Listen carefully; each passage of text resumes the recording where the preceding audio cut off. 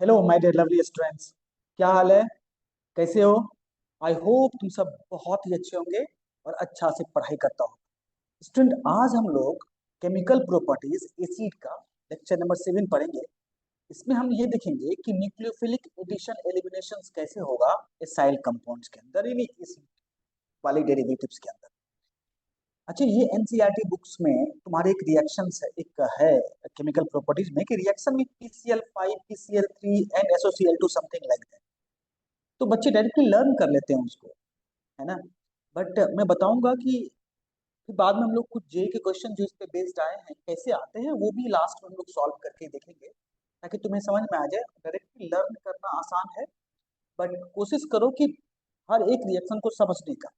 उसमें भी आजकल के जब न्यू पैटर्न आया है उसमें डायरेक्टली लर्निंग पे मत जाओ। चलो, तो हम लोग देखते हैं, तुम्हें समझ में आ जाए तो प्लीज लाइक, शेयर और सब्सक्राइब करना मत भूलना।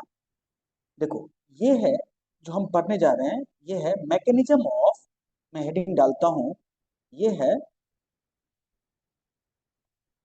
मैकेनिज्म ऑफ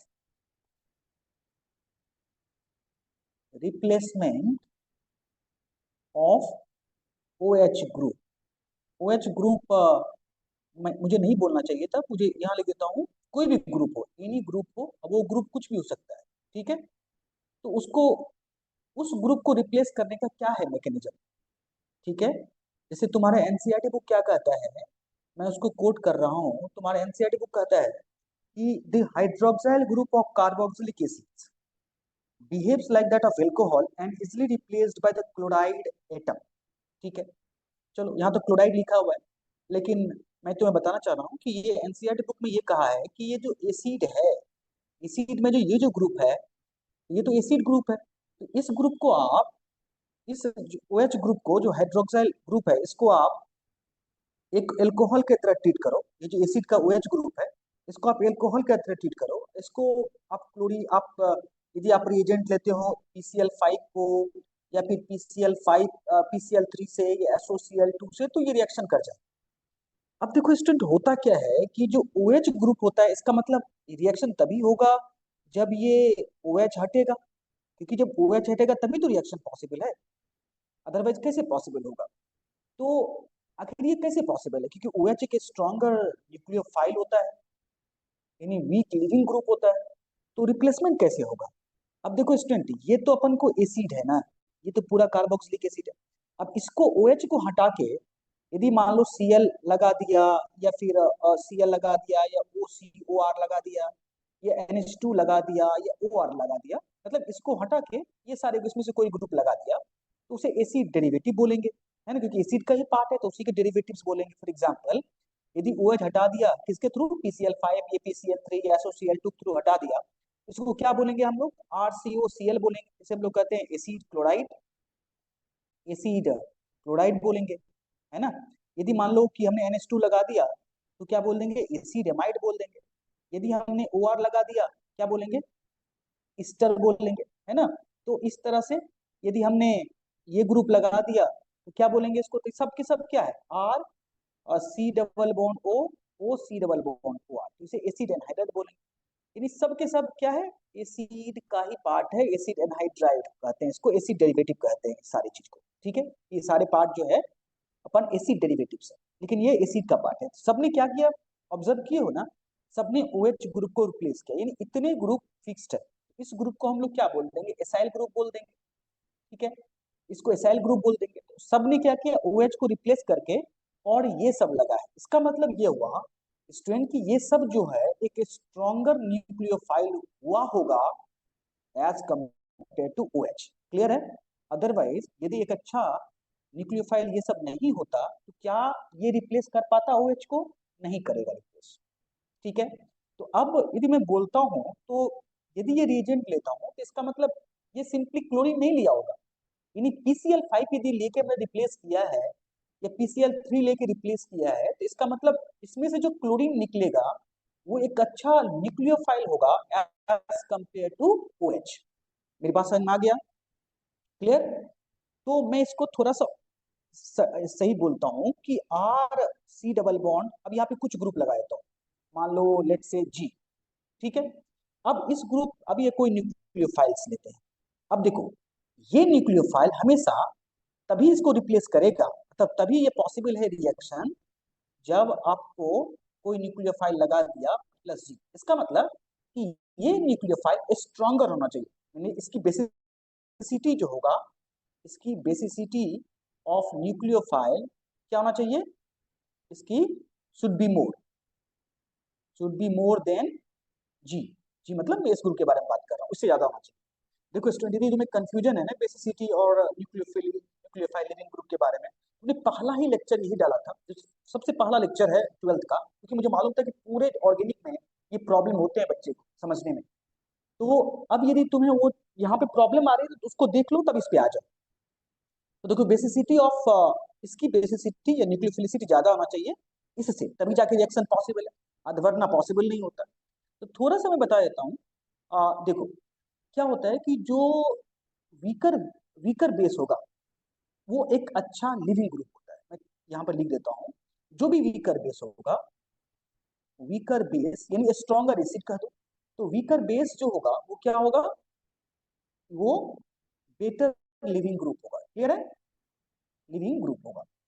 तुम्हें यदि बेसिसिटी बेस एसिड पता है ना, तब भी तुम गेस करके या ऑर्डर करके उसको निकाल लोगे कौन अच्छा लिविंग ग्रुप है, ठीक है ना।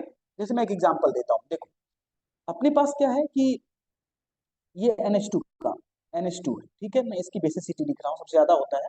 फिर तुम्हारा RO में नेगेटिव होगा, फिर उसके बाद OH नेगेटिव होता है, फिर तुम्हारे पास RCOOR नेगेटिव, फिर क्या होता है Cl। अब देखो ना, इसका बनाओ ना कंजुगेट टर्म्स, तो HCl हो गया, इसका कंजुगेट टर्म्स क्या हो गया, एसिड हो गया, इसका कंजुगेट टर्म्स क्या हो गया, ROH हो गया, इसका ये इसका कंजुगेट टर्म्स H है तो वाटर हो गया, इसका कंजुगेट टर्म्स ROH हो गया, इसका कंजुगेट टर्म्स NH3 हो गया।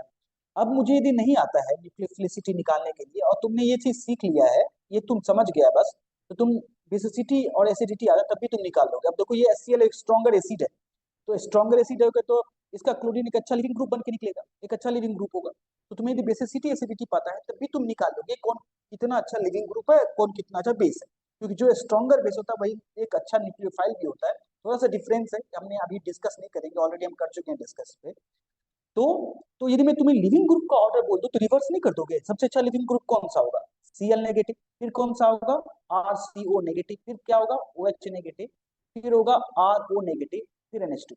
अब पूछो इससे क्या तुम्हें समझ में आएगा, अच्छा इससे तुम्हें ये चीज समझ में आएगा कि मैं तुम्हें बोल दूं, अच्छा ये बताओ, तुम्हारे पास R है, C डबल बॉन्ड OCl है, ये सी डेरिवेटिव कंपाउंड्स है। तुम्हारे पास R है, CO है, हॉल 2 है, एनहाइड्राइड कंपाउंड है, ये भी एसिड डेरिवेटिव्स है। या तुम्हारे पास एसिड है, और मतलब मैं क्या बोल रहा हूँ कि ये सब ग्रुप में याद रखना, मैं ऑलरेडी बोल चुका हूँ कि OH ग्रुप होते हैं ना, जो भी है इसमें ये ग्रुप है लिविंग ग्रुप। उसके बाद तुम्हारा एक और कंपाउंड ले लेता हूँ, ईस्टर है, मान लो ये ईस्टर है, ये क्या लिविंग ग्रुप है। उसके बाद RCONH2, ये क्या है, ये लिविंग ग्रुप है।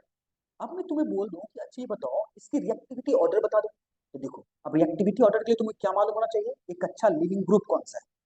मेरी बात समझ में आ रही है, तो इसलिए लिविंग ग्रुप को समझना बहुत जरूरी है स्टूडेंट। देखो सबसे अच्छा ऊपर में ही लिख चुका हूँ, सबसे अच्छा लिविंग ग्रुप ये होता है, तो मैं इसको नंबर 1 नंबर 2 कर दूं, ठीक है, नंबर 1 सबसे ज्यादा रिएक्टिव ये होगा, फिर क्या होगा उसके बाद ये होगा, ठीक है, देखो सब लिखते जा रहा हूँ। उसके बाद क्या है तुम्हारा, थर्ड में ये आ जाएगा, है ना, उसके बाद फोर्थ में क्या आएगा, ये आएगा, फिफ्थ में क्या आएगा, ये आएगा।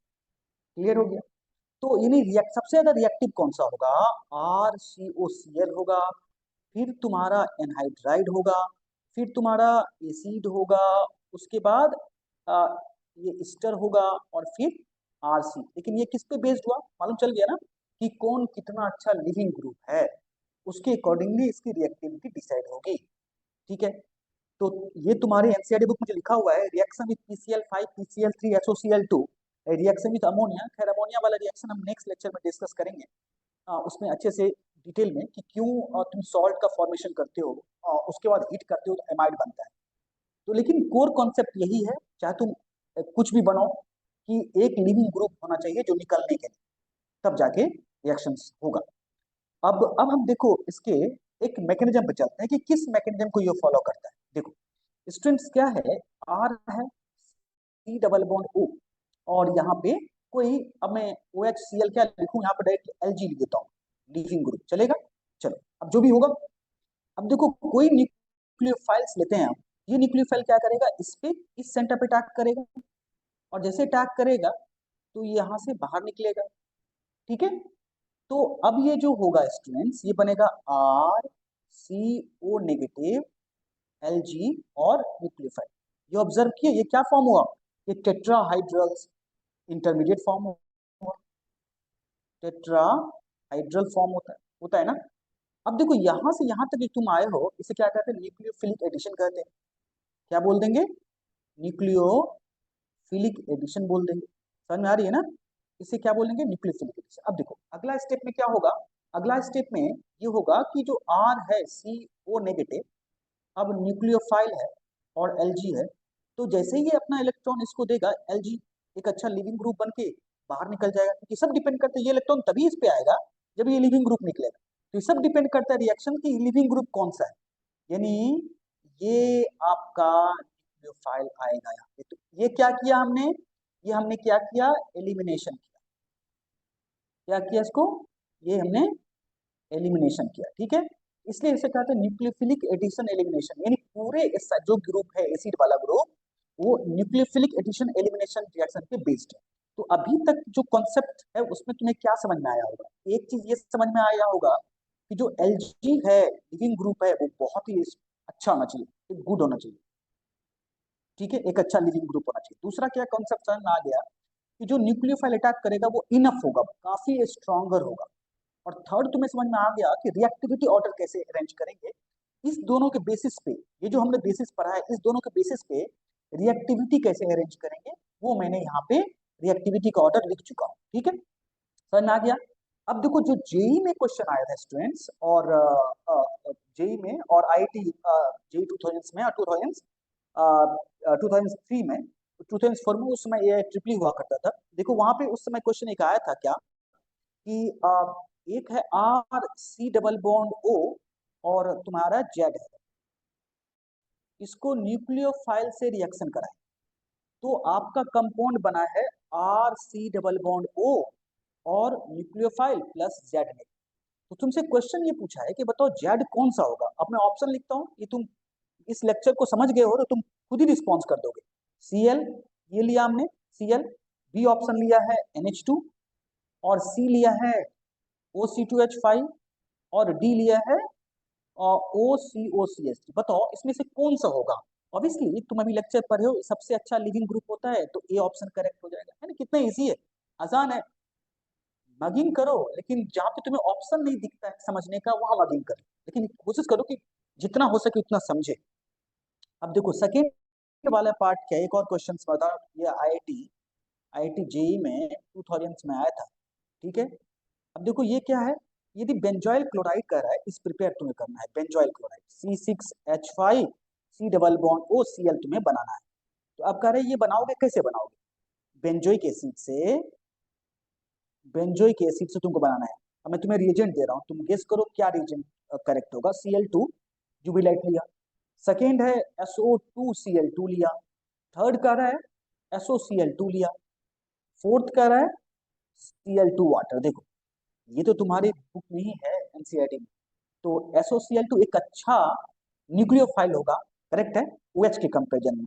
OH के कंपेरिजन में SOCl2 एक अच्छा न्यूक्लियोफाइल होगा जो OH को रिप्लेस कर देगा, ठीक है? तो तुम्हें ये टॉपिक समझ में आ गया। इसके नेक्स्ट लेक्चर में हम लोग पढ़ेंगे एमाइड के बारे में भी, कि एमाइड के कैसे रिएक्शन होगा, और फिर हम लोग पढ़ेंगे फिशर स्टेरिफिकेशन, ठीक है, और डीकार्बोक्सिलेशन सेपरेटली डिस्कस करेंगे, बट फिशर और एमाइड का रिएक्शन नेक्स्ट लेक्चर में पढ़ेंगे। तब तक have a nice day, take care, thank you.